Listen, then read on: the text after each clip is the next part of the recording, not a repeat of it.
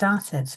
Um, Good afternoon and welcome to this virtual event, which is organised by the Global Alliance of Impact Lawyers. As you'll know, this is a membership event, so thank you to those members who are able to be here and for those who are going to be catching up on the recording later. This event is titled Lawyers in Philanthropy. My name is Sarah Dobson-James and I'm the Executive Director of GAIL. And for those of you who are newer members, you'll know that we're a community of impact lawyers using the practice of law to have a positive impact on people and planet and to accelerate the just transition. Our global community is made up of 6 regions, Africa, Asia Pacific, Europe, Latin America, North America, and the UK. And each is represented by a regional board that builds a GAIL community and drives the conversations, knowledge, and thought leadership in their region across a spectrum of impact law practice areas, spanning impact investing, sustainable finance, climate change and the law, ESG and purpose-driven businesses, and philanthropy, among others.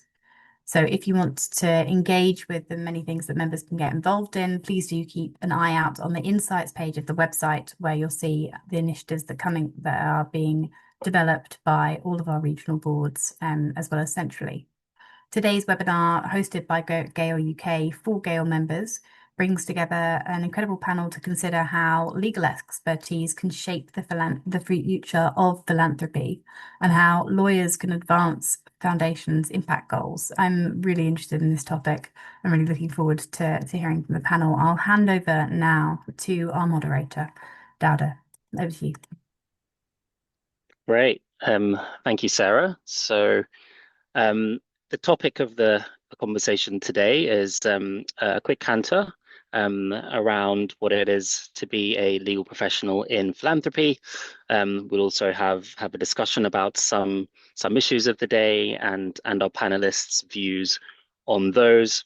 So I think despite being a $900 billion global industry and sector, we were having a quick chat before this panel, and I think it was common to all of us that we felt that the world of philanthropy can be a bit vague and opaque before getting into it, and that was certainly my experience before I joined. So it is a pleasure to introduce what is a very international panel today. We have Adinda Karparian, who is legal counsel at Constanta. So Adinda is based in the Netherlands, although I'm aware is speaking to us from a board meeting or just before a board meeting in Zurich today. So thank you very much, Adinda, for joining. I'm also incredibly pleased to introduce Maren McConan, who is general counsel at Elmer Philanthropies. And Maren's joining us from the US and fresh off Thanksgiving, I gather. So thanks, Maren, for making the time. And we also have Adam Williams, who is a partner in Milton Reeves, who is joining us from the UK. And thanks, Adam, for joining in a particularly busy time of the year for you and your clients.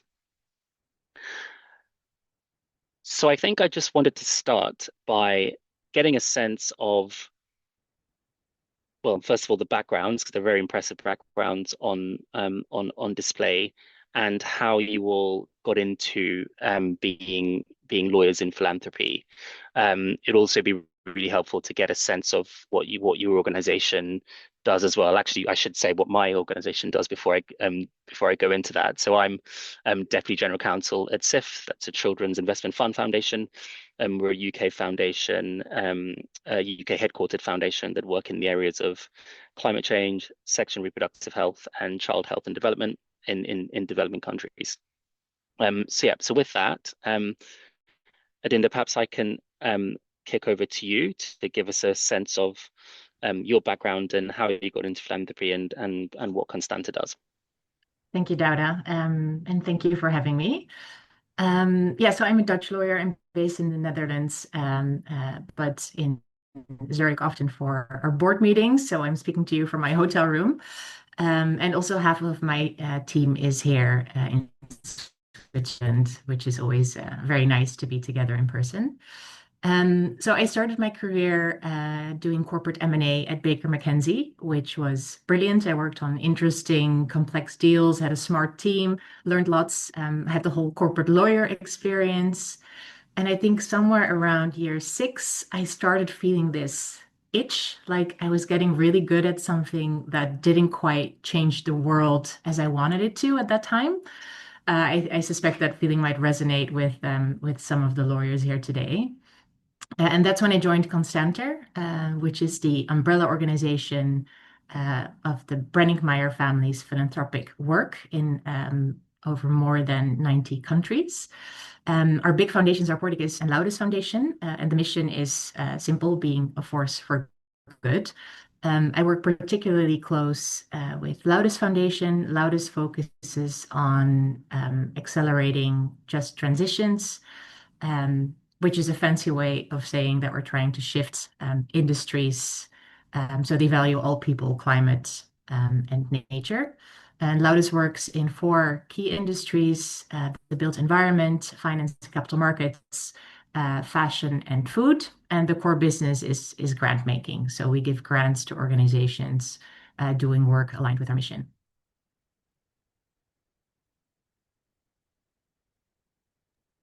Great. Thank you, Adinda.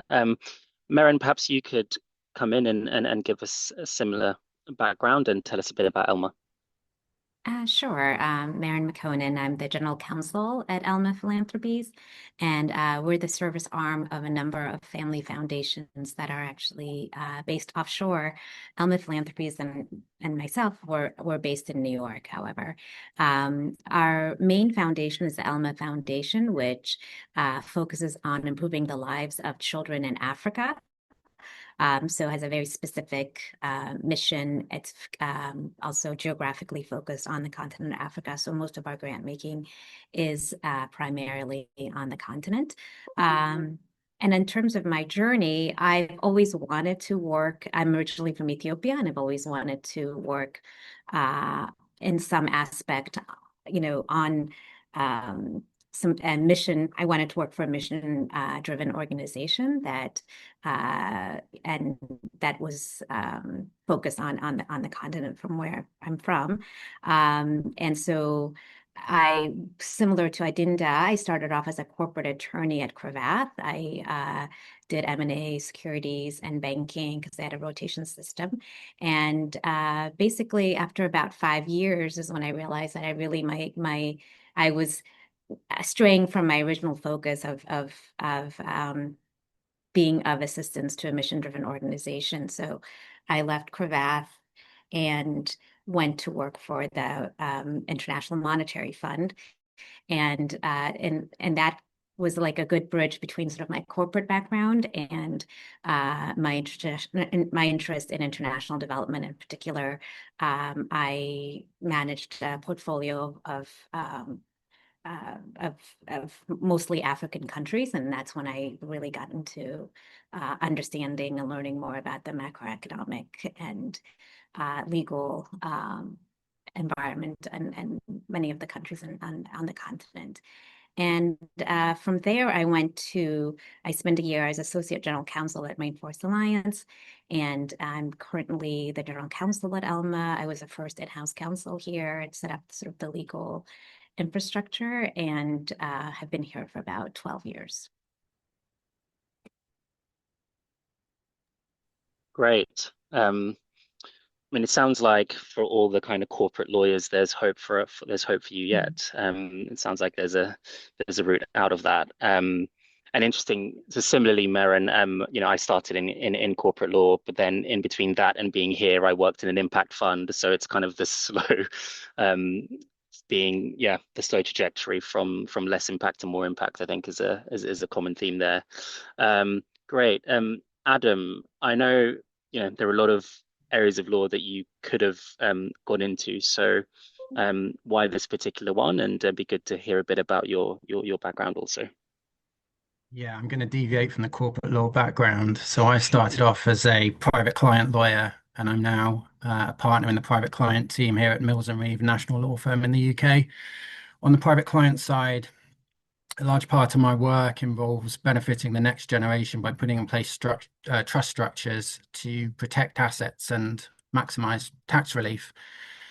On the back of that trust knowledge, quite early on in my career, I developed a specialism in charity law, which was a natural transition at the time because charities are essentially trusts. So I now advise on a wide range of charity law and governance issues. Some of the questions I come across include, can we apply charitable assets for this purpose? Is it within the scope of our objects? Can we extend our objects to engage in a broader range of charitable work? And if so, how do we go about that? And various other questions arise concerning conflicts of interest, which seems to be a common one at the moment. Now, sitting between those two areas, we have our philanthropy specialism, which I lead on at Mills and Reeve. And I would say that over the last few years, our approach in terms of how we offer that service has changed. We are now more proactive, whereas before we were reactive. If a client came to us and wanted to talk about philanthropy, we would, of course, advise, but we didn't really sell it in the same way that we are now. We didn't promote it. So what we've tried to do is carve out a niche specialism, and we have identified it as an area of growth for us as a firm. A number of reasons why it's important to us and why we value it as an area of law. First of all, it plays to our strengths. So we have a very strong private client team and we have a very strong charity team, and we draw on expertise from both sides of the fence to be able to provide our clients with the best possible philanthropy advice. And secondly, it adds value to our clients.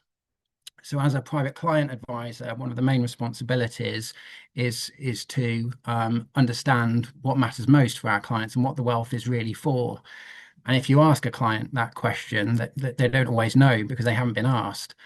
But having that broad, in-depth, getting to know you discussion can be really valuable. It can tell you a lot about a client. So for instance, I've discovered that some of my clients have a particular allegiance to an old school or university. Others are indebted to a hospice or hospital that looked after a relative. And others have a real concern about the future, the environment, climate change, and so on. And when you touch on those points during part of the conversation, that often leads the discussion to philanthropy. But even if it doesn't, you get to know your client better and put yourself in a better position to offer a stronger service. So it makes perfect sense to us to be having those conversations with clients and pushing philanthropy onto the agenda. But those reasons aside, the final reason why I'm a philanthropy lawyer and why I wanted to get into it and answer your question is simply enjoy it. It's a way of helping clients to fulfill their philanthropic goals and at the same time contributing to projects that benefit the public and make a meaningful impact. So really rewarding work in that sense. Thank you. Yeah, that's really kind of a helpful perspective of kind of seeing it as part and parcel of a bigger offering and not kind of the separate thing that's off on the side somewhere. And that's really helpful. Okay. And I should say, by the way, for everyone listening, please feel free to type in your questions if you do have any in the I think there should be a Q&A box that you could see. So please do that. For the next session or the next section, I wanted to just speak a little bit about the kind of daily life of a lawyer in philanthropy. So I mean, I remember when I was interviewing for this job, a couple of times I would ask like, what do I do exactly? Like what am I going to be doing on a day-to-day? So I think if I had that question, then a lot of other people might. So I won't ask you for a typical day perhaps, but maybe if we could go around and talk about typical tasks perhaps and what sort of areas of law these take you into. So I suppose this is going to be more directed to Meren and Adinda. But Meren, could you kick us off, please? Sure. I'm sure Adinda would relate that our days are very varied because when you're in-house, just typically, even outside of philanthropy, I think that you take on several hats. And so it's, it could be advising what we call a transaction team on a particular structure of a grant, whether it's going to be a form of a grant or an impact investment or a loan. It's also helping the transaction team do due diligence on the grantees. I also work on employment matters and employment law matters, whether it's hiring an employee or and I'm letting go of one. It's keeping track of what's going on in the industry and maintaining your expertise and the matters that are needed for your organization. And then I'm also the head of HR for Elma. It's an organization of about 55 people. So I also have a lot of HR responsibilities that take up my day. So depending on the size of the philanthropy, you may end up having multiple jobs and not just the legal aspect, but it's a lot of problem solving and advising and trying to further the mission of the organization and not being necessarily an obstacle or just a compliance oriented lawyer. So it's requires varied skills and experience. Yeah. And it's really interesting to hear and how that's kind of different depending on the organization. So for example, I won't hear anything sort of HR related unless it's really bad. We have like a pretty big legal team who sort of do a lot of their own contracting, and this sort of day-to-day HR stuff doesn't really cross over. However, it's if we will look at a lot of external affairs issues, for example. So it's actually a legal and external affairs team. So all the stuff about reputational risk crosses over. So yeah, really interesting how that the role looks slightly different depending on your organization. Adinda, good to get your thoughts. Yeah, I recognize everything that Maren and you mentioned. I think as lawyers we wear many different hats. I think it's good to mention that our approach is really global. At Loudis, we're operating across multiple jurisdictions simultaneously, and each has different rules about what foundations can do, what qualifies as charitable activity, how foreign funding is treated. So it's really moving from contract law to corporate law to reputational risk all across these different systems. And I think a few years ago, the model was linear. Program teams would design an initiative and then send it to legal and compliance to tick the box.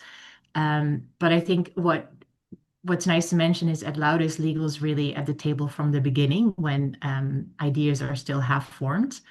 And just to give you like a concrete example, a few weeks ago, I was in Bangladesh with our local team and some partners and peer organizations, such as the ILO and the Bangladesh Institute of Labor Studies. So we had all of these important people in the room, and we did this creative 3D modeling exercise. And I mean, literally playing with Lego and toothpicks to build a visual representation of where Bangladesh is now in the just industry transition and where we would want Bangladesh to go. And so, you might think, what's a lawyer doing playing with Lego in Dhaka? But I think that's exactly the point. Those conversations lead to new ideas for partnerships and initiatives. And as those ideas are forming as a lawyer, I'm already thinking, how can this collaboration actually work legally?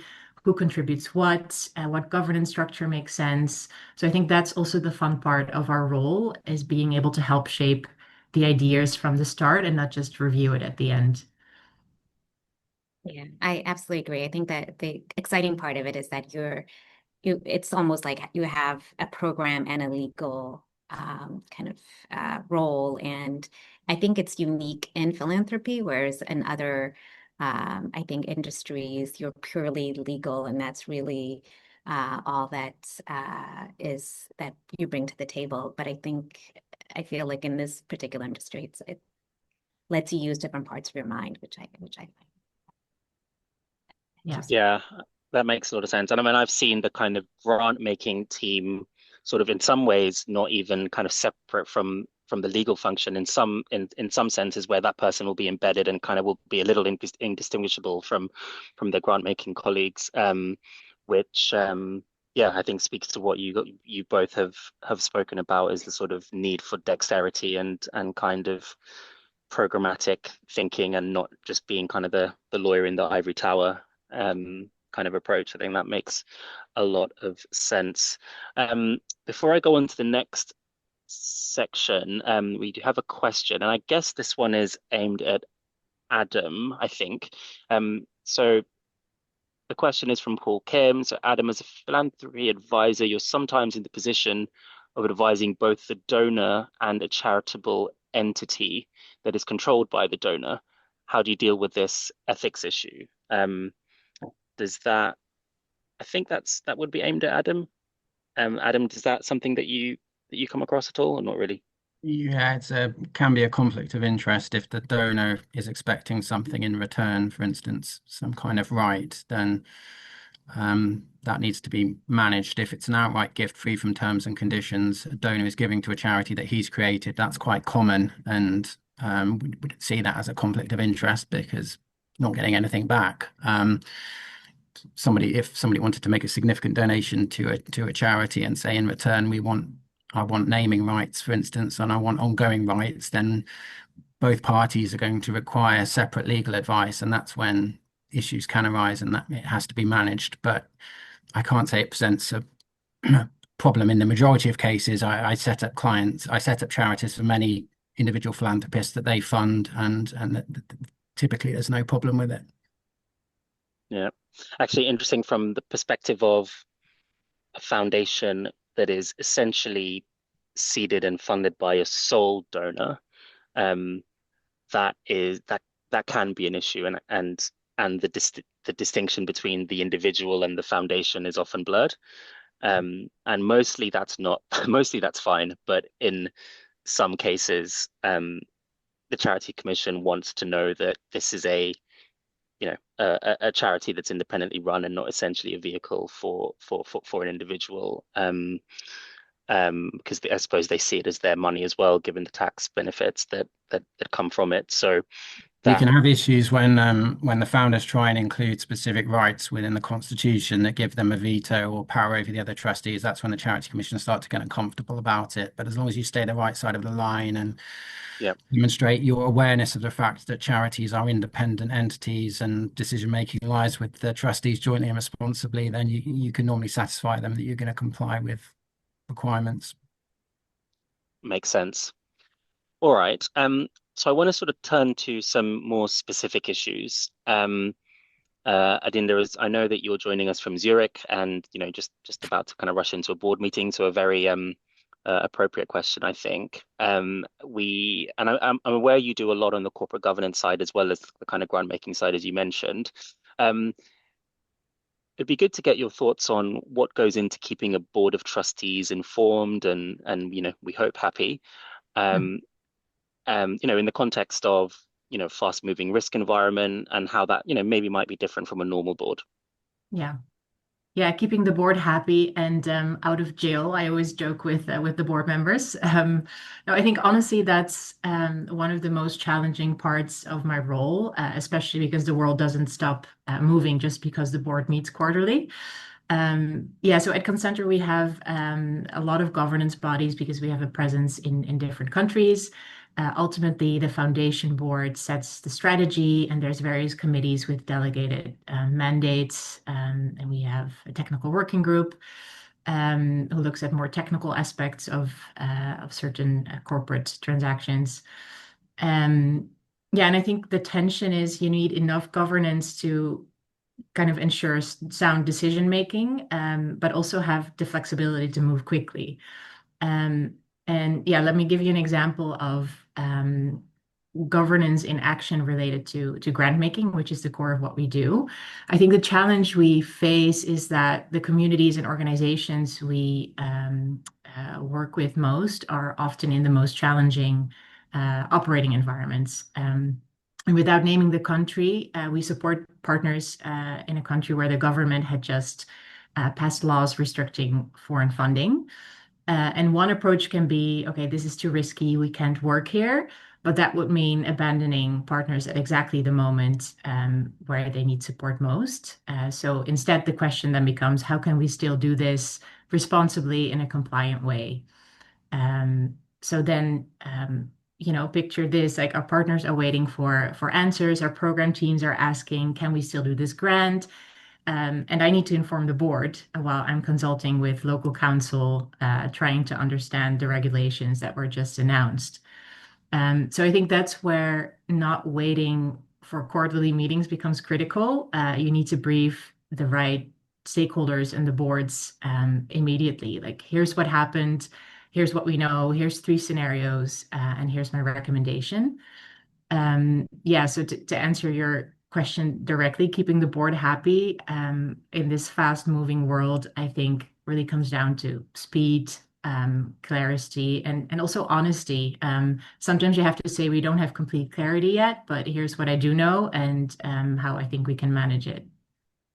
Yeah, no, that really resonates. I mean, I think early information, even if sometimes incomplete, I think as lawyers, we always probably want to like have the answer before we go to folks. But I think that's something I'm learning is that, that kind of early and regular information is, as you mentioned, kind of quite powerful in maintaining that relationship. And just find a lot of discussions come to risk appetite, as you mentioned. The board knows that we're often working in difficult places and don't expect things to go perfectly, but that's an appetite that they've expressed, and yeah, so feeding what happens back in an early and often manner, I think makes a lot of sense.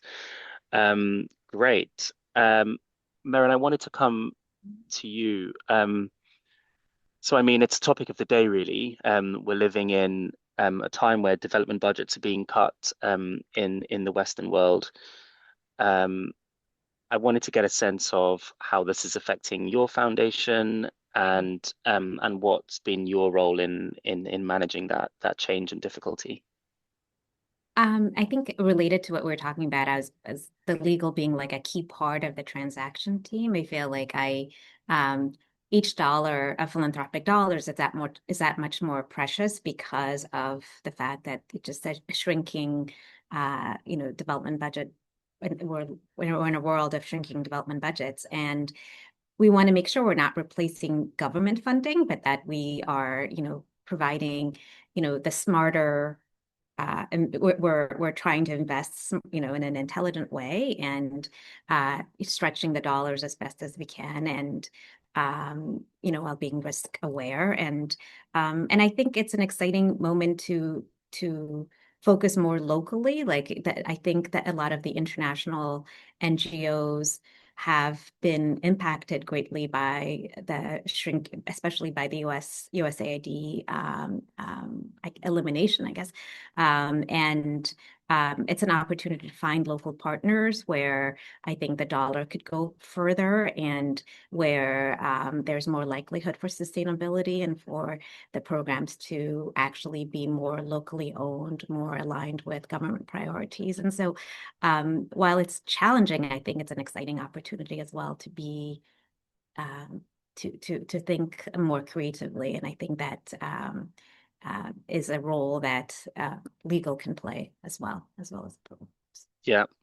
And I mean, Maren, as you'll know, we're all sort of going through this as philanthropic organizations in kind of thinking through what that change means for our organizations. What struck me, and I wasn't quite aware of before I was in the sector, is just quite how much money goes through the United States Yeah. to end up in developing countries. Or very liberal to the developing countries, actually. Exactly. Where it's where it should, where it ends up. So, what's been exciting about a difficult moment, as you said, is that pivot to hopefully more localization, but also the kind of piping as well. Like just like there are regranters and fiscal hosts and all this kind of infrastructure that for some reason just never really took root in certain jurisdictions and has been yeah, it's just sort of been business as usual until we've had sort of a reason to rethink it. So I totally agree that it's a challenge, but presents an opportunity as well. I think it would be a mistake to recreate those mechanisms, in developing countries, and rather, again, to think creatively and actually fund more locally to mm, organizations that reflect the communities they serve. I think is more directly, I mean. Yeah, more Yeah, directly. yeah, yeah. I mean, this is a big topic. I'm very happy to kind of stay on it for a while. Adinda, Adam, do you have any reflections on kind of the changing nature of philanthropy given sort of aid budgets being cut? Yeah, maybe just building on what Maren said, I think despite the global nature of the crisis we're facing, I think any solution to tackle them needs to be deeply local. We can't work towards a green, inclusive global economy without putting people, workers, families, communities first, at its core. So I think to do that well, we really need solutions to be locally owned, and people first. Yeah, no, it makes a lot of sense.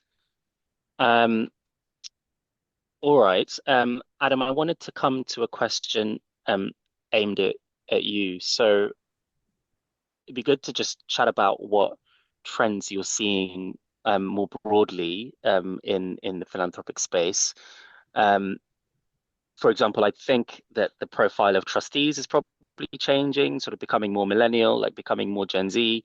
Is that something that you're seeing, and is that kind of um, impacting the sort of focus of philanthropies or the direction of philanthropies? It'd be good to get your thoughts on that in particular.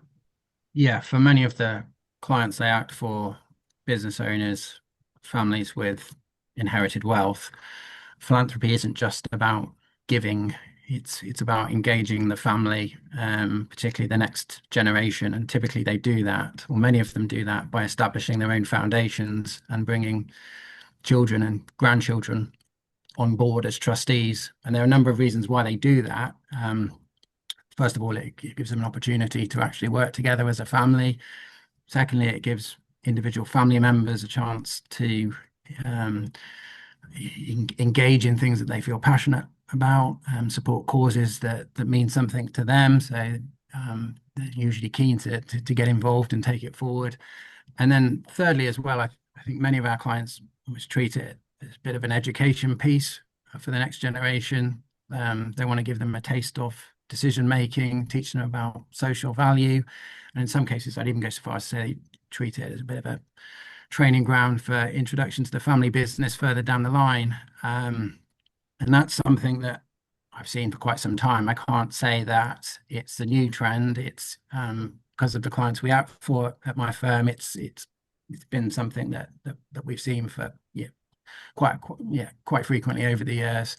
One thing that perhaps has changed to some extent over recent times that I've noticed is there seems to be more interesting clients in terms of assessing impact, and approaching philanthropy more strategically. So at one point, we would talk to clients about funding a foundation, and it would be a case of putting the legal structure in place. They would put money in and then pay it out on an ad hoc basis, identifying charities here and there without giving it much further thought. Whereas recently, I've noticed clients being much more focused and picking a particular area where they want to make a real difference, and then thinking about how they're going to make that difference and how they're going to measure it. I don't know whether that's due to the influence of the next generation coming on board as trustees, having a new generation of philanthropists, or what, but it seems to be something I'm seeing more of. That's great to hear. That it sounds like what you're speaking about is a bit more intentionality, and is instead of just kind of doing philanthropy as a pet project, it's Yeah. done in a more sort of intentional way. Um, that's interesting. And sort of relatedly, the other thing I wanted to get your sense of was just how government policy relates to that, because some people might look at charities and philanthropy as, almost sort of stepping in for where government isn't Mm. present. Obviously, we've had a recent change of government. Have you noticed any sort of difference in the perspectives and attitudes towards charities and philanthropy from a government perspective? There has been some impact. We've obviously had the budget announcement recently, negative and positive news for philanthropists within that. Most people know about the negatives. So increased tax on dividend, property, and savings income may mean that people feel they have less to give if they're reliant upon those sources to make donations. But one thing I have noticed over the last 12 months is there is an opportunity to encourage more clients to leave legacies, and that's because of inheritance tax treatment. So you will have seen some negative headlines in the news about restricted relief for business owners and farmers, for instance. And on top of that, pensions are going to be brought into the inheritance tax calculation for UK individuals in 2027. So what all of that means is, in simple terms, people are going to end up paying more inheritance tax unless they do something about it. And one of the things they can do about it is to give to charity on death. So whatever they leave to charity passes free of inheritance tax. And if they give 10% or more of their net estate, then the rate of inheritance tax that applies on the chargeable balance is reduced from 40% to 36%.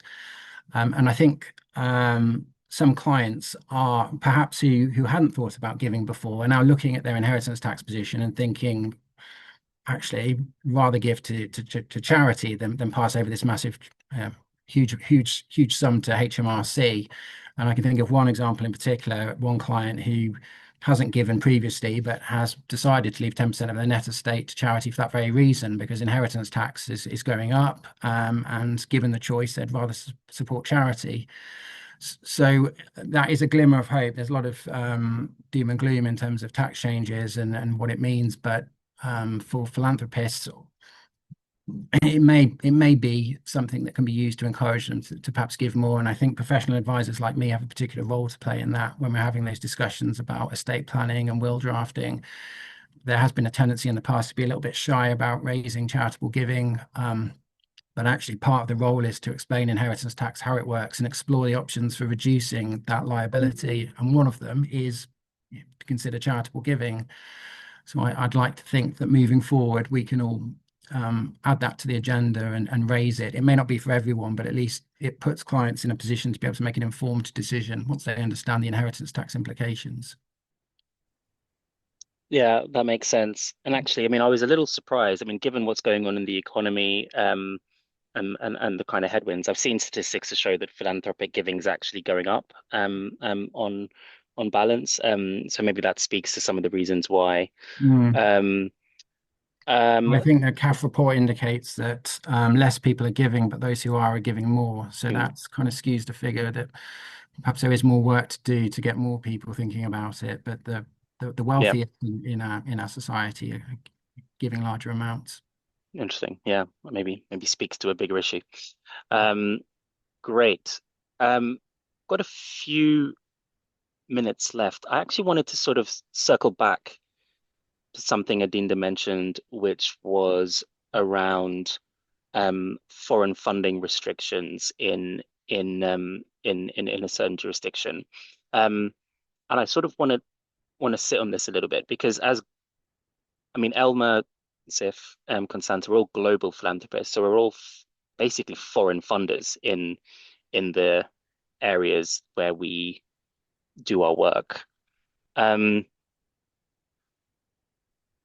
What's the question? I guess the question is, what kind of challenges does that pose? Because obviously this is a license to operate question. To what extent, is that an issue in the areas that you want to make impact?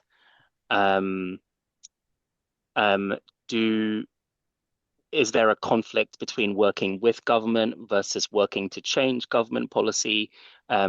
What does that tension look like for you? And what's the sort of role of a lawyer in protecting your foundation from and kind of navigating those sorts of issues. Kind of thinking of this question on the fly, but hopefully I've touched on something there. Adinda, do you want to kick us off? Yeah. I'm glad you asked that question, Dauda, because I think the regulatory landscape is becoming exponentially more complex and increasingly, and that's the scary part. We're seeing countries impose restrictions on civil society organizations requiring NGOs to register as for an agent, as you mentioned, or straight up ban certain types of funding.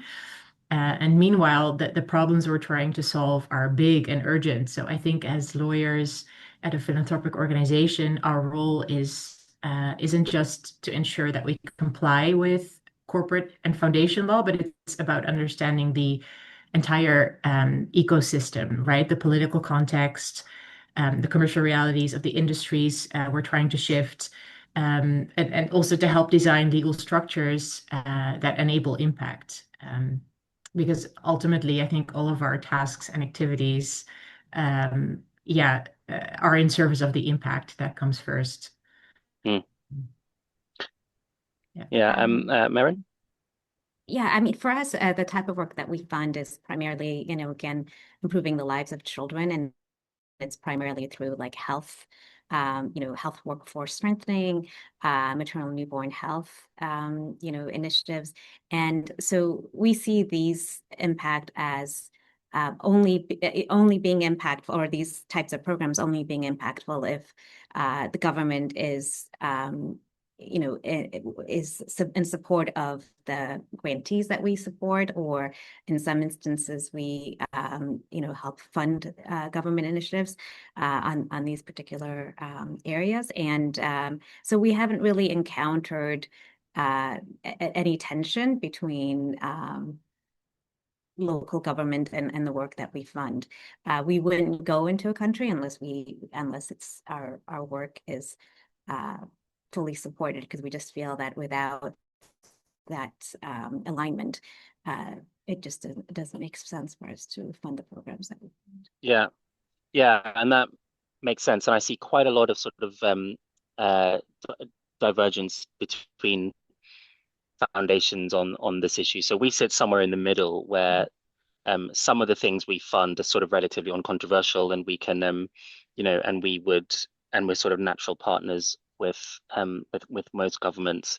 When you get to things on the sort of gender side, some aspects of climate where we're pro certain forms of energy versus others, we can have that can kind of raise tensions with certain governments. So I think more so at SIF, we find that there's this dance to do where we kind of have to work with the people we agree on the things we agree with them on, and sometimes kind of not turn a blind eye, but just accept that we see other things differently and make progress where you can. And that's a sort of a constant governance balance that we are trying to navigate, but certainly different depending on the foundation. But no, thank you. That's a really helpful insight.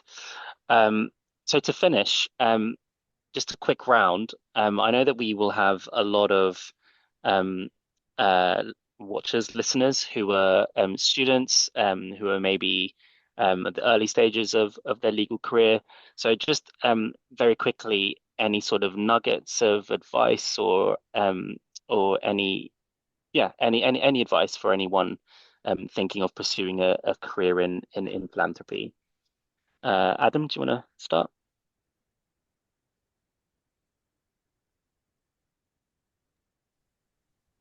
Sorry, having trouble unmuting there. But yeah, if, my own reflection is, and I think this is probably true, whatever area of law that you go into, but it's worth approaching it with a view to serving, not selling. So when you're advising a philanthropist, don't go in with the idea of pushing a particular legal service or project. It's more about listening and understanding what they want to achieve, and then helping them on the right path. And with philanthropy, one size doesn't fit all. A solution for one client will be very different to what another client is looking for. Sometimes it's legal, sometimes it's introducing them to other advisors. So having that collaborative approach is important. Thank you. Adinda? Yeah, so I actually wanted to call out something that might sound slightly dramatic, but I actually do believe it. I think as lawyers, we have a vital role to play in just transitions and not just as lawyers in philanthropy. Because if you think of it, as lawyers, we inform and guide corporate behavior. We write the contracts, we interpret the laws, we advise on what's legally required and what's legally possible. So we're kind of uniquely positioned to influence how organizations operate. And we have a choice. We can preserve the status quo, which is perfectly legal, often well paid, and lots of smart people do it. Or you can help support the just transition. So I think the cool thing is you don't have to be in philanthropy to make a change. Lawyers driving systemic change can be everywhere. So my advice wouldn't just be come work in philanthropy, though I'd love that. We absolutely need smart and creative lawyers in this space. But my advice is wherever you practice law, recognize the power that you have and use your legal skills intentionally. Yeah. Well, I Yeah. think you're sort of preaching to the converted on this one, so I think we might clip that and use it as like a GAIL advert or something, because that's very much on message for what GAIL does. And yeah, very well said. Um, Maren? Yeah, I 100% agree with what Adinda was saying. But also as a young lawyer, I think you also being open-minded that there's different skills that you pick up, in different, uh, um, practices. And so not to be, I didn't focus on trying to be a lawyer in philanthropy from the get-go. It kind of, my goal was to improve my skills so I can be of service to a mission-driven organization. And so I think having an open mind and picking up skills here and there and just learning from, experts in the field will do you well as you get more senior in your career and kind of Yeah. find that niche in the industry. Yeah, and similarly, I mean, you're right. I never kind of sat there and thought I want to end up in philanthropy.